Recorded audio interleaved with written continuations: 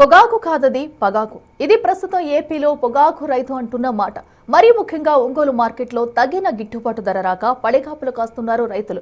ఒక్కో బేర్నికి 2 నుంచి 7 లక్షల రూపాయల వరకు నష్టం వస్తుందని వాపోతున్నారు రైతన్నలు.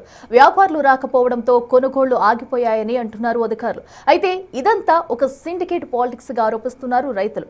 ఈ ధరల మాయాజాలం నుంచి తమను ప్రభుత్వమే కాపాడాలంటున్న పొగాకు రైతు కష్టాలేంటి, వారి డిమాండ్లేంటి?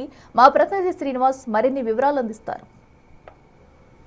వైపరీత్యాలకు బెదరక ఎన్నో కష్ట నష్టాలకు వచ్చి రైతు పండించిన పొగాకు పంటకు నేడు గిట్టుబాటు ధర దొరకటం లేదంటూ కూడా రైతు ఆవేదన వ్యక్తం చేస్తున్న పరిస్థితి ఉంది.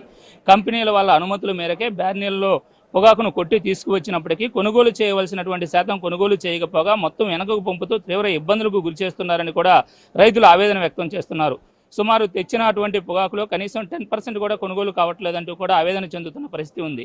అయితే ఇక్కడ కొనుగోలు జరగకపోవడానికి, అదేవిధంగా రేట్లు పడిపోవడానికి ప్రధాన కారణం కూడా కంపెనీల వాళ్ళంతా కుమ్మక్కవటమని కూడా రైతులు ఆవేదన వ్యక్తం చేస్తున్నారు. అయితే ఇక్కడ మనం ప్రస్తుతం ఒంగోలు వేలం కేంద్రంలో ఉన్నాం. ఇక్కడ కొనుగోలు ప్రక్రియ అయితే కొనసాగుతూ ఉంది.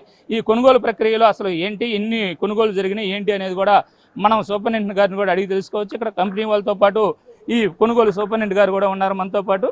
సార్, ఇక్కడ కొనుగోలు ఎలా జరుగుతుంది ఏంటి సార్?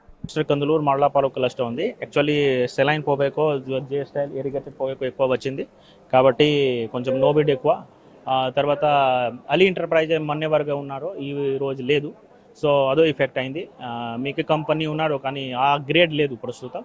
సో అందుకని నో బిడ్ ఎక్కువ పడింది. సో నేను హయ్యర్ ఆఫీసర్కే ఇంటిమేట్ చేస్తాము. నెక్స్ట్ రౌండ్కే ఏముంది బెటర్, ఎట్లా ఫార్మర్కి బెటర్ అవుతుంది అంటే ట్రై చేస్తాం. అయితే సార్, ఇక్కడ కొనుగోలు చేయవలసినటువంటి కంపెనీలు అందరూ కూడా అటెండ్ అవ్వలేదు అంటున్నారు. అసలు ఎన్ని కొనుగోలు కంపెనీలకు లైసెన్స్ ఉంది? ఈ రోజు ఎన్ని కొనుగోలు కంపెనీలు అటెండ్ అయినాయి సార్? ఇప్పుడు ప్రస్తుతం 12 నుంచి 14 కంపెనీ ఉన్నారు నా దగ్గర. కానీ కర్ణాటక పరిస్థితి ఇప్పుడు క్లోజ్ అవ్వలేదు. ఇంకా టైం పడుతుంది. 10 రోజు తర్వాత 2-3 ప్లాట్ఫామ్ క్లోజ్ తర్వాత ఛాన్సెస్ ఉంది అక్కడి నుంచి బయర్స్ రావాలి. బయర్స్ షార్టేజ్ ఉంది కాబట్టి బయర్స్ లేదు కాబట్టి కాంపిటీషన్ లేదు, అస్సలు డిమాండ్ లేదు కాబట్టి నో బిడ్ ఎక్కువ వచ్చింది.